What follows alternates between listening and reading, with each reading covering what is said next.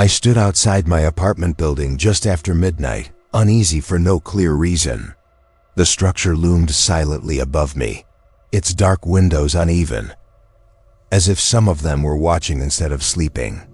Inside the stairwell, the air felt colder than outside. Each step echoed too loudly, and the flickering ceiling light made the walls jump with shadows, as if something followed one step behind me. The hallway outside my floor stretched longer than it should have. Doors lined both sides, identical and closed, while the silence felt dense, as if even the air was listening for the slightest mistake. The elevator doors closed behind me with a dull thud, sealing the silence inside. The space felt too tight, and as it descended, the faint hum sounded strained, like it wasn't built to carry me. Inside my bedroom, the darkness felt thicker than the rest of the apartment.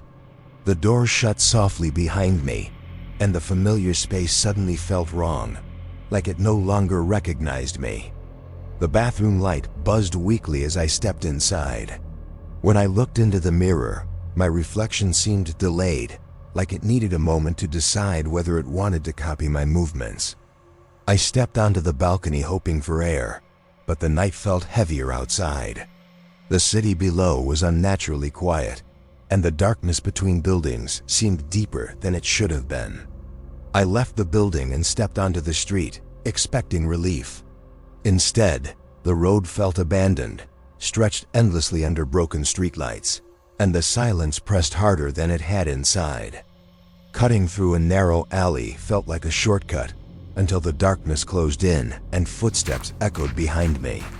I stopped walking, realizing the sound had stopped too. The alley opened into an abandoned bus stop, its shelter cracked and empty. A torn schedule flapped weakly, and I realized no buses had passed here for a very long time. At the end of the street, an underground parking garage yawned open. Cold air drifted upward, carrying a hollow echo that made the darkness below feel occupied. Inside the parking garage, the darkness felt heavier and closer. Rows of empty spaces stretched endlessly, and every step I took echoed back wrong, like the sound didn't belong to me anymore. Near the far wall, a small security office stood dark and abandoned. As I passed the cracked window, a sudden scrape echoed inside, the metal object shifting, making it clear something had moved where nothing should be. Beyond the security office, a narrow service tunnel descended deeper underground. The air grew colder, and a distant drip echoed, making it feel like the building extended far below where it should have ended. At the tunnel's end, a rusted maintenance door stood slightly open. A faint vibration traveled through it, as if something active waited beyond, running without lights or purpose. Beyond the maintenance door, a utility control room hummed quietly. Panels blinked without pattern, and the air felt charged, like the building was awake here, monitoring everything that moved above it.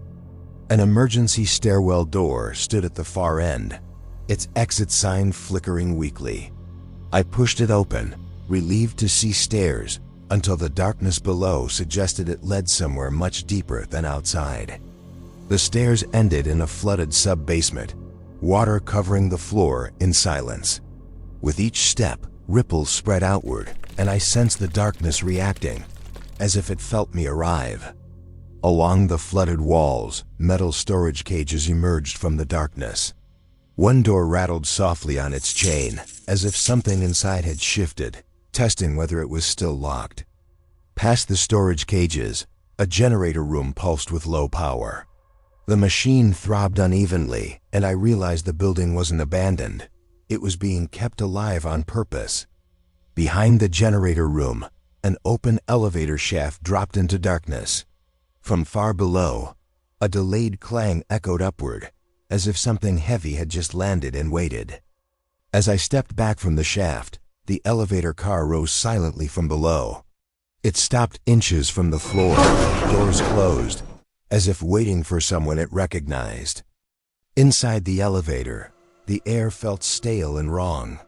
As the doors closed behind me, the lights dimmed, and the floor indicator flickered between numbers that didn't exist. The elevator stopped without slowing. When the doors opened, a narrow corridor waited outside, unmarked, unlit, and unfamiliar, like the building had created a floor just for me. Halfway down the corridor, one door stood apart, no number, no handle where. As I approached, a soft knock came from the other side, even though I hadn't touched it. The door opened into an empty apartment frozen in time.